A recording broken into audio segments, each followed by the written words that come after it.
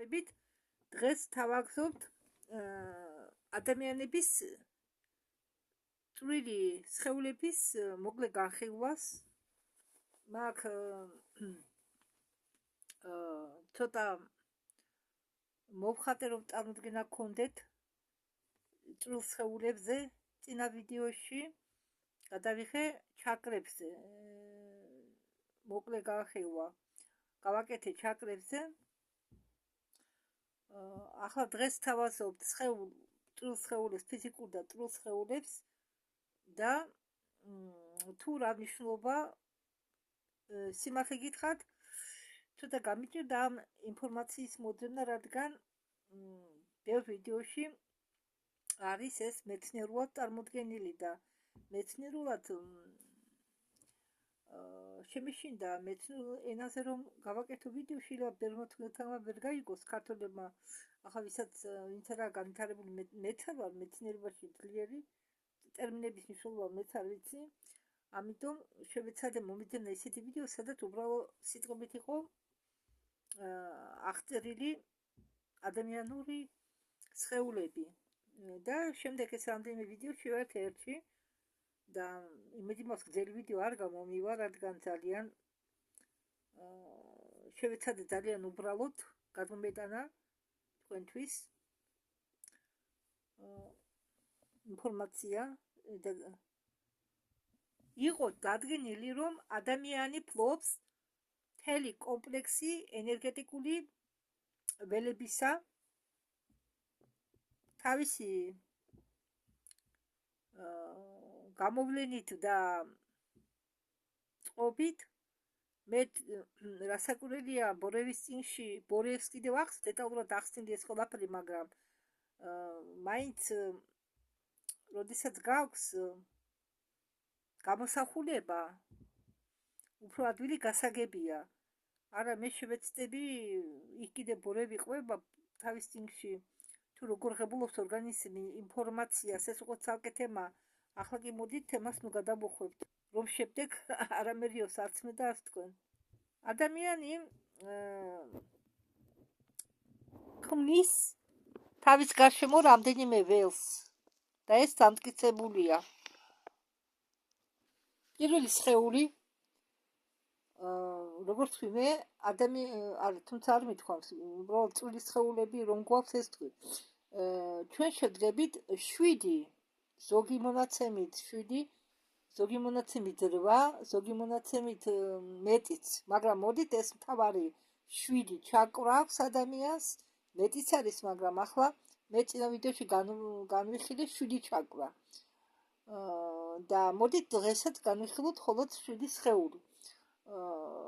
ისე 7 სხეული აქვს ადამიანს, მაგრამ ჩაკრები აქვს მეტი, 7 ჩაკრაზე მეტი აქვს ადამიანს. სხეული აქვს 7. პირველი სხეული არის ფიზიკური სხეული, ესე იგი ჩვენ. აი ეს ფიზიკური სხეული. ეს არის ჩვენი პირველი ფიზიკური გამოვლენილი სხეული. დანარჩენი 6 არის მატერიალურად არა გამოვლინებული წვრილი სხეულები. მეორე სხეული არის ეფირული სხეული. აგერ, აი ეს მეორე სხეული. მეორე სხეული, ეფირული სხეული, იმეორებს ადამიანის ფორმას. დავხატე უბრალოდ. ეს ერთადერთი სხეულია, რომელიც იმეორებს ადამიანის ფორმას. სხვა სხეულები თავიდან ბოლომდე კვერცხისებური ფორმა აქვს. ყველა სხეულს როგორც ფენოვანი ყველი, ისე აზის ერთმანეთს. ან ფენოვანი ხაჭაპური რა თქმა ის დაარქვით და ერთადერთი სხეული, წვრილი სხეული, ეფირული სხეული იმეორებს ადამიანის ფორმის გარეგნობას და როგორც ვიწრო ტანსაცმელი აწვია დღევანდ თანამედროვე ახალგაზრდებს და მოტმასულია ტანზე, ისეა მოტმასული ეს ეფირული სხეული ფიზიკური სხეულის გარედან. სხვათა შორის მე სულ კითხულობდი და სულ მესმოდა, რომ ფიზიკური სხეული იმეორებს ეფირული სხეულის იგივეობას, ესე იგი იგივე ფორმას, მაგრამ სინამდვილეში ფიზიკური სხეული იმეორებს ეფირული სხეულის ფორმას. ჯერ ეფირული სხეულია და შემდეგ გამოდის ფიზიკური სხეული. ჯერ ეფირულ სხეულზე ჩამოყალიბდება ყველაფერი, თუნდაც დაავადებები, თუნდაც ორგანოები, შემდეგ უკვე მატერიალიზდება ფიზიკურ სხეულზე. მე მესმოდა რომ თავარი იყო ფიზიკური სხეული, არა. თავარი არის ჯერ ეს წვრილი სხეულები. შემდეგ ეფირული, შემდეგ ფიზიკური. რომ არ გამოვლინდნენ ეს წვრილი სხეულები, რომ ჯერ აქ არ შეიქმნას ეგრეთ ვთქვათ სკელეტი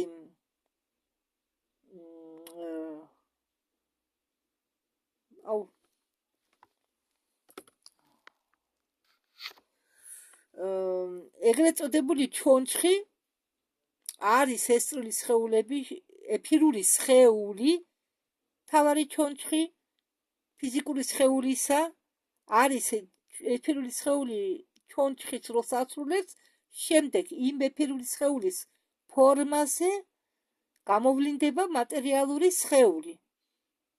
დაიმახსოვრეთ, არა ფიზიკური სხეულის ფორმაზე გამოვლინდა ეფირული სხეული, არამედ ეფირული სხეულის ჩამოყალიბებულ ფორმის ქვეშ შეიქმნა ფიზიკური სხეულის იქნება ფიზიკური სხეულის ფორმა. ეფირული სხეული არის ძალიან წვრილი სხეული და ისე მჭიდროდ აზის ფიზიკურ სხეულს, რომ მაგრამ იმის მიუხედავად რომ ის ძალიან წვრილია, მას ფოლადზე მეტი გამძლეობა აქვს, თუ სადმე არ არის დაზიანებული. ეფირული სხეული მოქმედებს თირკმელის ჯირკვლის ზედა ჯირკვლების ფუნქციაზე უკაცრავად თირკმელის ზედა ჯირკვლების ფუნქციაზე მოქმედებს ჰიპოფიზის ფუნქციაზე, ენდოკრინული სისტემის ფუნქციაზე. ენდოკრინული სისტემაში შედის მე გულისხმობ ჩიყს ფარისებელ ჯირკვალს. როდესაც ენერგეტიკულ ველში ხდება რამე დარღვევა, ყველაზე მეტად ზიანდება ფარისებული ჯირკვალი, რადგან ის თავის თავზე იღებს დარტყმის 90%-ს. მაგიტომ მას უწოდებენ ფარისებელ ჯირკვალს, რადგან რუსულ ენაზე ფარისებელი ჯირკვალი არის შიდავით ნეიტრალიზა, რომელიც შედგება ფუძის სიტყვისგან შიდ, ფარა, დაცვა.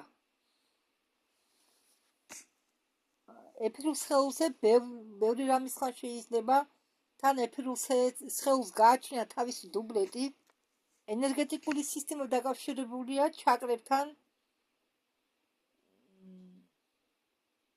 უпростоრად ეფირული სისტემა დაკავშირებულია ენერგეტიკულ სისტემასთან და ჩაკრებთან, აგრეთვე ადამიანის ორგანიზმს გააჩნია მუდრები, მუდრა არის ეს თითების წერტილები და ვინც იოგაში არა გარკვეული, რასაკვირველი ამას ვერ გაიგებს და რა არის მუდრა, ჩვენ ვაკეთებთ ხელზე არის მრავალი წერტილი და ვაკეთებთ ხელების ვარჯიშებს, თითების ვარჯიშებს, თითებს უერთებთ ერთმანეთში.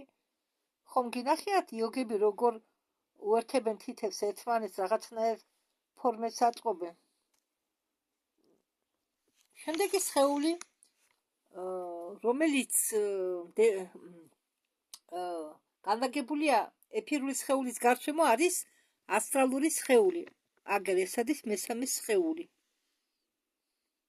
აი ეს ფიზიკურია, ეს თუ ეფირულია, მე მგრალა დავხატე, უკვე დანარჩენი სხეულებს აქვს, როგორც გითხარით, კვერცხის ფორმა. აი ეს მესამე სხეული, ნარინჯისფრად აგერ შეღებილი, ეს არის ასტრალური სხეული, რომელსაც უძახიან კიდევ ემოციურ სხეულს.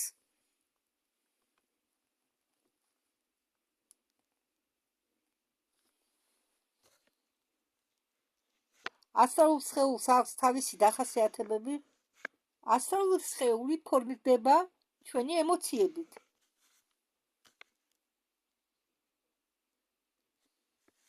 უკაცრავად მგონი არ ჩამირთავს კი ისევ გავიმეორებ.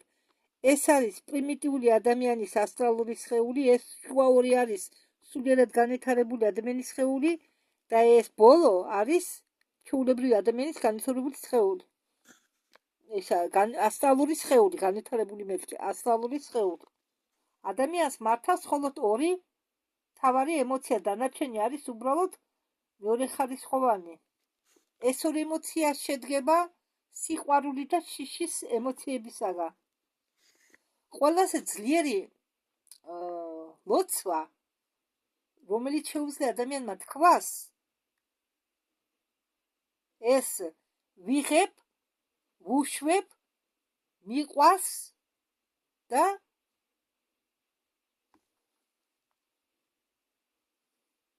მადლიერი ვარ. კიდევ ვიმეორებ. როდესაც ადამიანი საერთოდ კი ჩვენ გვაქვს დაზეპირებული ეკლესიური ლოცვა, რომელიც რატომ ავითომ იესომ, მაგრამ სინამდვილეში ის ლოცვა იესოს არ დაუტოვებია. ის ლოცვა არც არის კი ქრისტიანული ლოცვა. ეს ლოცვა მოყვება ოსირისის კულტს. ოსირისის კულტიდან გადმოვიდა ქრისტიანობაში, მამაუჩვენო და სინამდვილეში ორიგინალურ ძველ ებრაულ ბიბლიაში, რომელიც გადათარგმნა ერთმა მთარგმნელმა, რომელიც ეს თარგმნელი მუშაობდა იმ პერიოდში ვატიკანის ბიბლიოთეკაში და მან გადათარგმნა ბიბლია ძველი ებრაულიდან დაზუსტებით. და იქ ეწერა ასეთი ლოცვა. ორიგინალურ ბიბლიაში წერია ლოცვა. არა მამაუჩვენო, არამედ დასაწყისი არ მახსოვს და დაბოლოება ასეთია. დაგვიცავით ჩვენ ეშვაგეულისაგან. სულ არ გავს ნამდვილ ლოცვას, ეს ერთი. ის მთარგმნელი მერე გააგდეს ვატიკანიდან, იმის გამო რომ დაზუსტებით გადათარგმნა და რა ისე როგორც პაპას უნდოდა. ხო და მაგას ამბობს ეს ქალბატონიც, ვინც ლექციებს ატარებს, რომ ყველაზე ძლიერი ლოცვა, როდესაც შენ მედიტაციის დროს ამბობ შენ შეგნებზე დაყნობით მადლიერი ვარ. სხვათა შორის მადლობა არ არის მაღალ ვიბრაციული სიტყვა. რუსულად სპასიბას რო ნიშნავს. არა, რუსულადაც მე ვამბობ მადლიერი ვარ, მადლობა,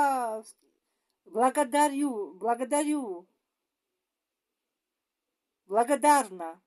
მე სიტყვას სპასიბას არ ხმარობ. არც ქართულ ენაში ვცდილობ არ ვიხმარო დაბალ ვიბრაციული სიტყვები, მაგრამ ჩვენი ქართული სიტყვები, რომელიც იყო დატვირთული მაღალი ვიბრაციით, სამწუხაროდ გაქრა მოხმარებიდან. თანამედროვე ქართულად ლაპარაკობს ყველა.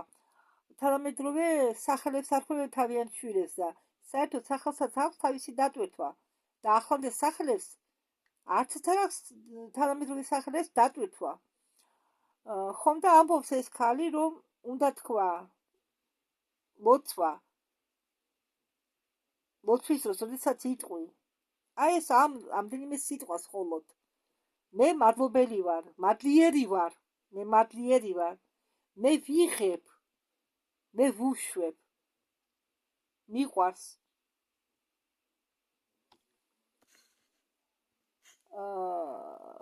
ჩვენი მატერიალიზებული აზრი არის იგივე ენერგია. რა აზრს ჩვენ შევქმნით ჩვენ თავში და რა აზრს გამოვუშვებთ სიტყვის სახით, ისეთი ენერგია წამოვა. მას ესმის მთელი ჩვენი სუნთქვა, ჩვენი აზრები. ჩვენ არ გვესმის მისი, მაგრამ მას ესმის. და ამ ჩვენ ნათქვამს, ჩვენ აზრს, ჩვენი აზრები, რომელსაც ჩვენ ვიტყვით, ეს ყველაფერი ესმის ჩვენ ყოველ უჯრედს. შემდეგი სხეული არის მეტალური სხეული, ეს არის ტვინის სხეული. მეოთხე, აგერ, აი ეს მწვანედ მოხაზული.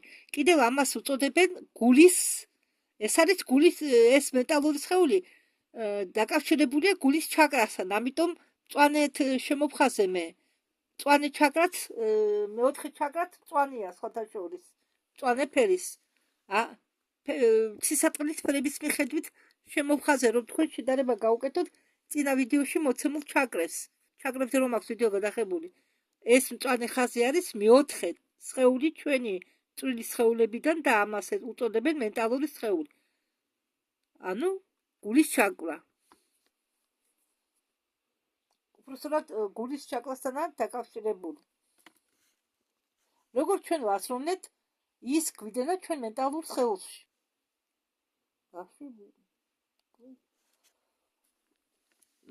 ეფირული სხეული, ასტრალური სხეული და ეს ეფირული სხეული, ასტრალური სხეული და მეტალური სხეული, ეს სამი სხეული ადამიანის ადამიანის სხეულის სიკვდილის შემდეგ დიდხანს არ ცოცხლობენ. როდესაც ბავშვი იბადება, ამ სამ სხეულს, ეფირულ სხეულს, ასტრალურ სხეულს და მენტალურ სხეულს, ბავშვი თანდათანობით თავის ცხოვრების განმავლობაში ამ სხეულებს ქმნის. ეს სხეულები იქნება იმის შემდეგ, როდესაც ბავშვი იბადება ადამიანი. კაუზალური სხეული, სული სხეული, რომელსაც კიდევ კარმა სხეულს უწოდებენ. აი ეს მეხუთე სხეული. ეს რჩება, ეს არ კვდება. ეს მეხუთე სხეული. კაუზალურ სხეულში უკვე კაუზალური სხეული შედგება კაუზალურ სხეულში ინახება ინფორმაცია ადამიანის შესახებ, გასახერებების შესახებ, რამდენ ცხოვრებას გაივლის ადამიანი, იმდენი ინფორმაცია ინახება კაუზალურ სხეულში, გვარეულობის ინფორმაცია და ასე შემდეგ. როგორც ვთქვი, კაუზალური სხეული შემდეგ სიცოცხლეში გადადის. ის არ ხრება არსად. ხო, შეიძლება კაუზალურს უწოდო კიდევ სული სხეული. კაუზალურს მოყვება ბუთხიური სხეული, აგერ მეექვსე, აი ეს მეექვსე სხეული, აგერ ცისფერფერად შეღებილი, ეს არის ბუთხიალური სხეული, გადაწერია ბუთხიალური სხეული, ანუ ბუთხი. Это то, что связано с солнечной системой. ეს ის არის, რაც დაკავშირებულია მზის სისტემასთან. ბუთხიალური სხეული ივსება სინათლით. როდესაც ადამიანი ვითარდება იმ დონემდე, რომ მიადგება ბუთხიალურ სხეულს, სხვა იოგები მაგალითად ანათებენ. აი ეს არის ბუთხიალური სხეულის განვითარება. ესე იგი ადამიანს კარგად თავს განავითარა თავისში ბუთხიალური სხეული და ის ანათებს. და ყველაზე მაღალი სხეული ეს არის ატმანიკური სხეული, ანუ ატმა, აგერ, რაც უდრის მაღალ მეს. და ამ ატმანურ სხეულს აქვს დიდი გავლენა ფიზიკურ სხეულზე, პირდაპირ.